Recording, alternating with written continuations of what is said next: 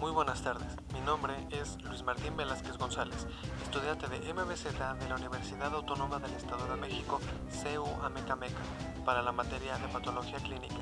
El día de hoy abordaremos un padecimiento común entre los animales silvestres.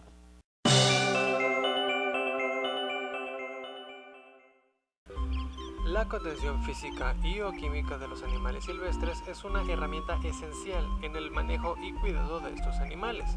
Sin embargo, durante la contención puede llegar a presentarse diversos padecimientos que son determinantes para el animal e incluso pueden causar la muerte. El padecimiento más común es la miopatía por captura. Es una enfermedad metabólica y iatrogénica debido a la persecución, captura, trampeo, contención o traslado, resultando en un daño muscular agudo con alta morbilidad y mortalidad. Es una entidad no infecciosa que se presenta en animales salvajes, principalmente en aves y artiodáctilos. Entre las especies con mayor susceptibilidad encontramos un amplio grupo de vertebrados. Las especies con mayor susceptibilidad son antílopes africanos, jirafas, cebras, rinocerontes, elefantes, bisontes, berrendos, cérvidos, flamencos, cigüeñas, grullas, gansos, guajolotes, gaviotas, águila real, águila calva y avestruces. Se describe además 4 síndromes clínicos que se observan en esta patología. 1. Shock por captura, que es correspondiente a la fase hiperaguda, en la cual la muerte se produce en cuestión de minutos por fallo cardíaco. 2. Ruptura muscular, que corresponde a la fase aguda, es menos severa, en la cual puede haber ruptura muscular y el animal puede permanecer parado pero presentando ataxia. 3. Mioglobinuria atáxica, que corresponde a la fase subaguda, que es menos severa que las anteriores. Presenta acidosis causando daño muscular y renal. Los animales por lo general están caídos y con el cuello doblado hacia atrás. La muerte ocurre a los pocos días. 4. Demora peloaguda. Corresponde a la fase crónica. En este caso, los animales sobreviven varios días o varios meses, hasta que la muerte súbitamente los sorprende con un ataque cardíaco. La miopatía por captura constituye en la naturaleza un mecanismo inherente para apresurar la muerte del animal después de su captura por un depredador. Por medio de este mecanismo se reduce el dolor de la presa y el depredador conserva energía.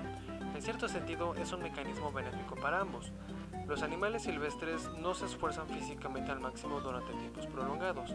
Sin embargo, cuando son perseguidos o cuando luchan contra alguna sujeción, tendrán que aplicar su máximo esfuerzo para poder escapar. Los factores que se involucran en la presentación de este síndrome son divididos en dos. 1. Predisponentes. Son sobre ejercitación o persecuciones vigorosas durante la captura, manejos repentinos, no permitir descanso al animal antes de ser embarcado después de haber sido transportado previamente, transportes prolongados, altas temperaturas y deficiencia de vitamina E y o selenio. 2. Desencadenantes. Estrés, miedo, ansiedad y constante tensión muscular, como la que ocurre en reacciones de alarma prolongada debido a que los animales silvestres tienen los sentidos de alerta y reacción mucho más desarrollados que las especies domésticas. En muchas de las situaciones que resulta en la muerte del animal durante los procedimientos de captura, el estrés es un factor desencadenante.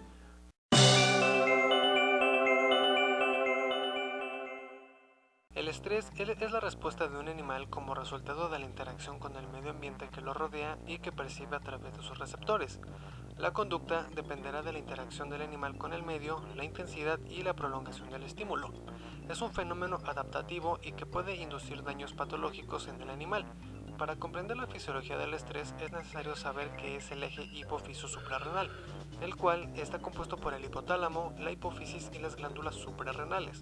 Se activa tanto con la agresión física como con las psíquicas, y al activarse el hipotálamo segrega la hormona CRF o factor liberador de corticotropina, que actúa sobre la hipófisis y provoca la secreción de la hormona ACTH o adenocorticotropa. Esta secreción incide sobre la corteza de las glándulas suprarrenales por vía sanguínea, dando como lugar a la producción de corticoides que pasan al torrente sanguíneo y que producen múltiple incidencia orgánica. Los corticoides que se liberan debido al ACTH son 1. Los glucocorticoides. El más importante es el cortisol, ya que facilita la excreción de agua y el mantenimiento de la presión arterial, afecta a los procesos infecciosos y produce una degradación de las proteínas intracelulares. Tiene asimismo una acción hiperglucemiante, aumenta la concentración de glucosa en sangre y se produce un aumento de calcio y de fosfatos liberados por los riñones y de lípidos. 2. Los andrógenos. Son las hormonas que estimulan el desarrollo de las características secundarias masculinas y estimulan el aumento tanto de la fuerza como de la masa muscular. También hay que saber que el sistema nervioso vegetativo es el conjunto de estructuras nerviosas que se encargan de regular el funcionamiento de los órganos internos y controla algunas de sus funciones de manera involuntaria e inconsciente. El sistema mantiene la homeostasis del organismo. Su activación simpática supone la secreción de catecolaminas, que son 1. La adrenalina segregada por la parte de la médula suprarrenal, especialmente en casos de estrés psíquico y de ansiedad. 2. La noradrenalina segregada por las terminaciones nerviosas simpáticas, aumentando su concentración principalmente en el estrés de tipo físico, en situaciones de alto riesgo o de agresividad. Estas hormonas son las encargadas de poner el cuerpo en estado de alerta, preparándolo para luchar o huir. Son las que permiten enlazar el fenómeno del estrés con los fenómenos psicofisiológicos de la emoción. Ambos sistemas producen liberación de hormonas, sustancias que son transportadas a través de la sangre, excitan, inhiben o regulan la actividad de algunos órganos. En el estrés existen tres fases. 1. Fase de alerta. Ante la aparición de un peligro o estresor se produce una reacción de alarma durante la que baja la resistencia por debajo de lo normal. Es importante resaltar que todos los procesos que se producen son reacciones encaminadas a preparar el organismo para la acción de afrontar una tarea o esfuerzo. Esta primera fase supone la activación del eje hipófiso-suprarrenal. Existe una reacción instantánea y automática que se compone de una serie de síntomas siempre iguales, aunque de mayor a menor intensidad, como lo pueden ser: aumenta la frecuencia cardíaca, se contrae el vaso aumentando el número de linfocitos, se produce una redistribución de sangre que abandona los puntos menos importantes como la piel y las vísceras intestinales para así poder acudir a los músculos, cerebro y corazón, que son las zonas de acción. También aumenta la capacidad respiratoria, se produce una dilatación de las pupilas y aumenta la coagulación de la sangre. 2. Fase de resistencia o de adaptación. En ella, el organismo intenta superar, adaptarse o afrontar la presencia de los factores que percibe como una amenaza o del agente nocivo, y se produce lo siguiente: los niveles de corticosteroides se normalizan y tiene lugar una desaparición de la sintomatología. 3. Fase de agotamiento. Ocurre cuando la agresión se repite con frecuencia o es de larga duración, y cuando los recursos del sujeto para conseguir un nivel de adaptación no son suficientes, se entra en la fase de agotamiento, que puede tener diversas consecuencias desencadenando una patología.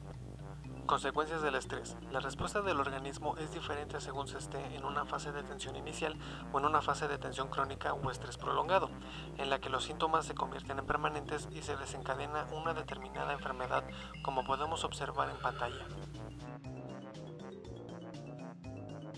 El miedo, ansiedad, percepción de peligro, medios ambientes nuevos y condiciones de hacinamiento son estresores fisiológicos importantes que causan diestrés, y ellos son usualmente percibidos por los animales a través de la visión, oídos, olfato y tacto o presiones sobre la piel.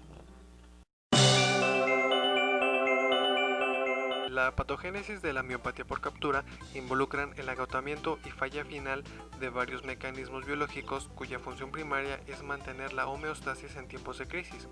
Esas reacciones incluyen la actividad del sistema nervioso simpático, resultando en una descarga en masa y la efusión de sustancias biológicamente activas, como la adrenalina, noradrenalina, endorfinas, etc., cuya función principal es alcanzar los requisitos metabólicos del cuerpo al alterar el fluido sanguíneo y aumentar el metabolismo.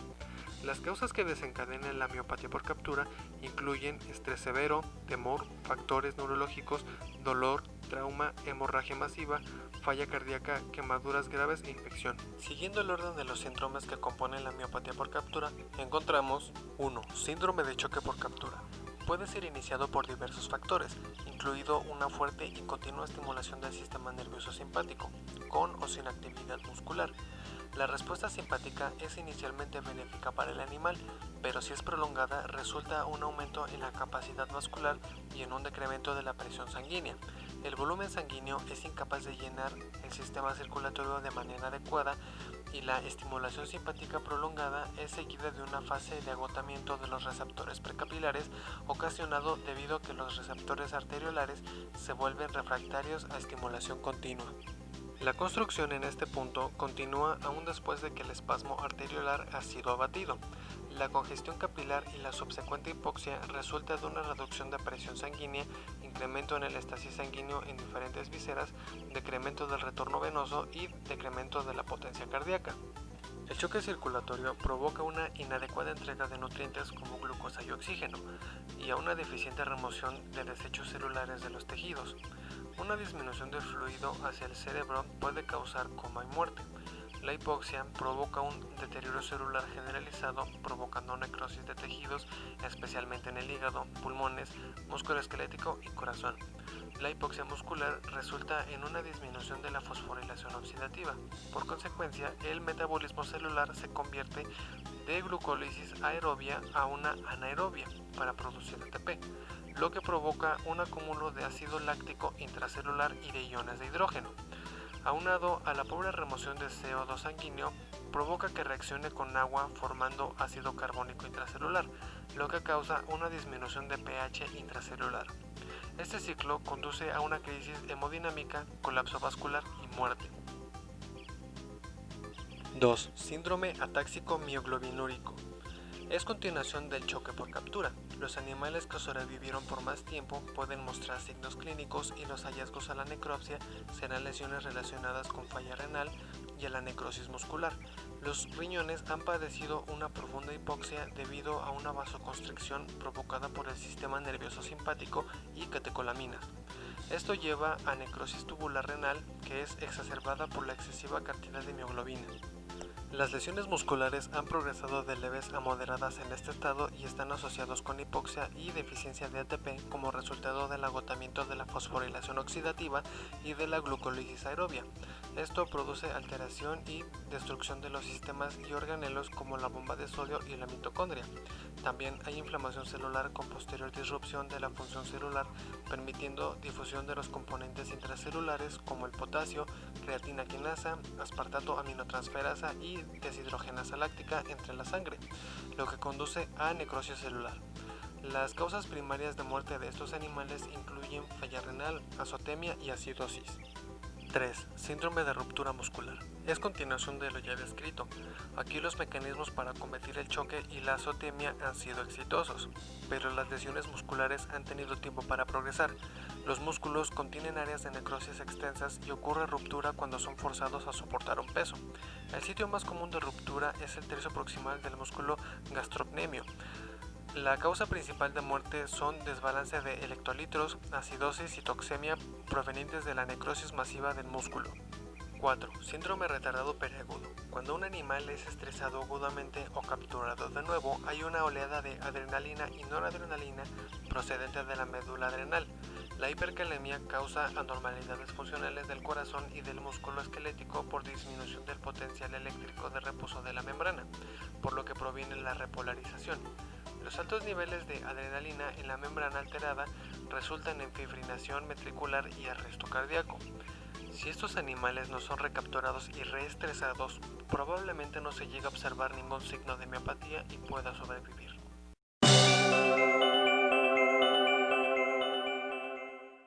Los signos clínicos de la miopatía por captura pueden aparecer en unas horas o hasta semanas posteriores a dicho manejo y se caracterizan por dolor, agarrotamiento, función inapropiada de algunos músculos seguidos de paresia, tortícolis e incluso parálisis total y postración.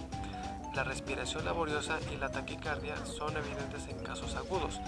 La mioglobinuria puede estar presente. Algunos animales mueren seguidos de falla cardíaca aguda en un mes posterior a la captura sin presentar signos.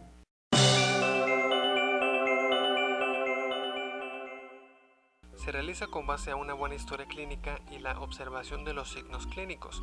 El conocer el tipo de manejo que se llevó a cabo, en qué condiciones y el tipo de factores que se vieron involucrados. Con todo esto se puede emitir un diagnóstico de este síndrome. También se debe tomar en cuenta la susceptibilidad de las especies a este padecimiento. Para el diagnóstico se debe realizar una química sanguínea y revisar los niveles de las enzimas séricas, sobre todo de aquellas que están relacionadas con el tejido muscular y el riñón. Hay una elevación de los niveles de aspartato aminotransferasa, al igual que los niveles de creatinina fosfoquinasa y deshidrogenasa láctica. En este síndrome de mioglobinuria atáxica se elevan los niveles de nitrógeno ureico en sangre. Conforme el síndrome progresa, el daño sistémico aumenta y podemos encontrar los niveles de la creatinina aumentada, lo que refleja un daño renal extenso, ya que la creatinina es rápidamente excretada por los riñones.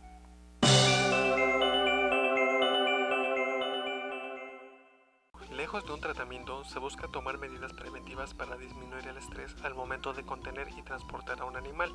Para ello, se recomienda minimizar la persecución en el manejo, hacer los manejos muy temprano por la mañana para evitar que esté muy elevada la temperatura ambiental. También se recomienda prevenir la hipertermia, poniendo trapos húmedos o hielo si es posible, aplicar electrolitos y adicionar vitamina E y selenio a la dieta. En dado caso de que la prevención haya fallado y sea necesario un tratamiento, se recomienda aplicar fluidos endovenosos como normosol o ringer lactato. También el bicarbonato de sodio por vía intravenosa puede revertir la acidosis metabólica profunda. Aplicar esteroides de acción inmediata por vía endovenosa como la dexametasona. También aplicar antibióticos de amplio espectro como las cefalosporinas y la enrofloxacina. Esto ha sido todo por hoy. Agradezco tu atención y espero que tengas un lindo día.